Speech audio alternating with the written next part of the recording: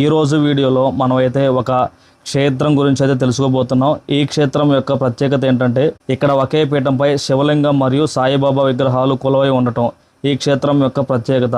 అలాగే మనం సాధారణంగా శివాలయాల్లో చూసుకుంటే కేవలం శివలింగం మాత్రమే ఉంటుంది. కానీ ఇక్కడ సాయిబాబా మరియు అష్టోత్తర శతమహాలింగేశ్వరుడు ఇద్దరు ఒకే చోట దర్శనం ఇవ్వడం ఈ క్షేత్రం యొక్క ప్రత్యేకత.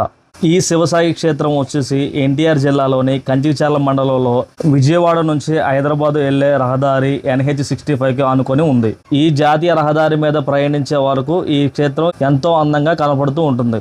ఈ క్షేత్రానికి వేసిన గోల్డెన్ కలర్ ఆధారంగా ఈ ఆలయము ఎంతో వైభవంగా ఉంటుంది.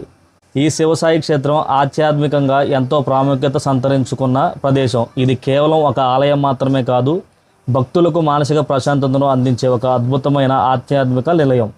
ప్రజెంట్ నేనైతే హైవే దగ్గర అయితే ఉన్నాను, ఎంట్రన్స్ పాయింట్లో ఉన్నాను. ఇక్కడ నుంచి మనం లోనకైతే వెళ్ళాలి. నియర్లీ 100 నుంచి 200 మీటర్స్ అయితే ఉంటుంది. ఈ వేలో మనం అయితే వెళ్ళాలి. ఇక్కడ నుంచి సిమెంట్ దారి అయితే ఉంది. అలాగే చుట్టుపక్కల వచ్చేసరికి పొలాలు అయితే ఉన్నాయి, మీరు గమనించవచ్చు. లోనకి వెళ్ళేసి మొత్తం ఏ విధంగా ఉంది, అలాగే ఆలయం యొక్క ప్రత్యేకతలు ఏంటి అనేది మొత్తం మనం ఈ వీడియోలో అయితే తెలుసుకునే ప్రయత్నం అయితే చేద్దాం.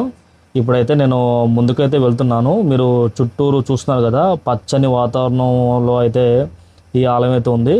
నీట్గా మనకి సిమెంట్ రోడ్ అయితే వేశారు.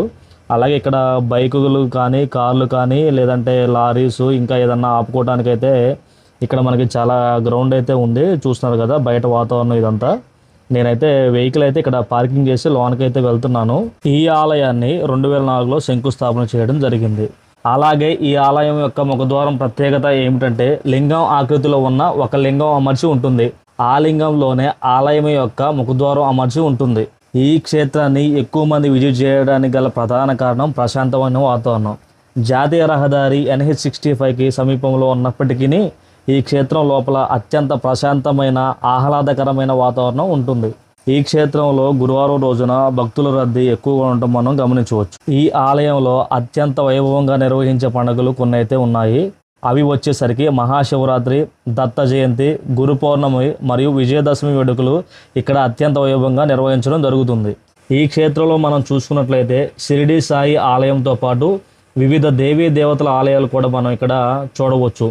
అందులో వచ్చేసరికి శ్రీ రమసహిత సత్యనారాయణ స్వామి, అలాగే శ్రీ వీరభద్ర స్వామి, శ్రీ కుమారస్వామి, శ్రీ పంచముఖి ఆంజనేయ స్వామి మరియు శ్రీ జ్ఞాన సరస్వతి దేవి యొక్క ఆలయాలు మనం ఇక్కడైతే గమనించవచ్చు.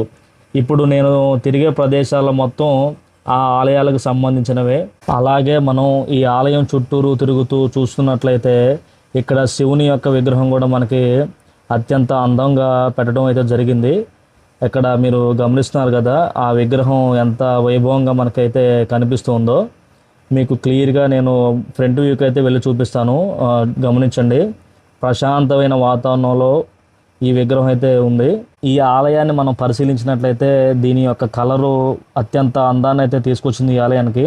గోల్డెన్ కలర్లో అచ్చం బంగారం టైప్లో అయితే మనం ఉందన్నమాట. ఆలయం వచ్చేసరికి ప్రశాంతమైన వాతావరణం ఉంది. ఇక్కడికి ఎక్కువ మంది రావడానికి గల ప్రధాన కారణం కూడా ప్రశాంతమైన వాతావరణం అయితే చెప్పుకోవచ్చు. ఈ ఆలయంలో ఉన్న స్వామివారి పేరు శ్రీ అష్టోత్తర శతమహాలింగేశ్వర స్వామి. ఈ అష్టోత్తర శతమహాలింగం అంటే ఒక పెద్ద శివలింగంపై 108 చిన్న చిన్న లింగాలు చెక్కబడి ఉంటాయి. దీనివల్ల ఈ ఒక్క లింగానికి అభిషేకం లేదా పూజ చేస్తే 108 శివలింగాలకు పూజ చేసినంత ఫలితం దక్కుతుందని ఇక్కడ భక్తుల నమ్మకం. ఈ ఆలయానికి జాతీయ మరియు అంతర్జాతీయ స్థాయిలో గుర్తింపు రావడానికి గల ప్రధాన కారణం, మనం సాధారణంగా శివాలయాల్లో చూస్తున్నట్లయితే కేవలం శివలింగం మాత్రమే ఉంటుంది. కానీ ఇక్కడ సాయిబాబా మరియు అష్టోత్తర శతమహాలింగేశ్వరుడు ఇద్దరు ఒకే చోట దర్శనమివ్వడం ఈ క్షేత్రంని జాతీయ స్థాయిలో కూడా గుర్తింపు తెచ్చింది. ఈ ఆలయం బయట మనం గమనించినట్లయితే నందీశ్వరుని అత్యంత వైభవంగా మనం ఇక్కడ గమనించవచ్చు. అలాగే ముఖద్వారం యొక్క ప్రత్యేకత కూడా మీకు చెప్పాను కదా, చాలా అద్భుతంగా ఉంటుంది ముఖద్వారం కూడా. నేనైతే మీకు క్లియర్గా చూపిస్తాను, చూడండి ఎలా ఉంది ఏంటనేది. ముఖద్వారం దగ్గర మనం వెళ్ళే దారి అన్నమాట.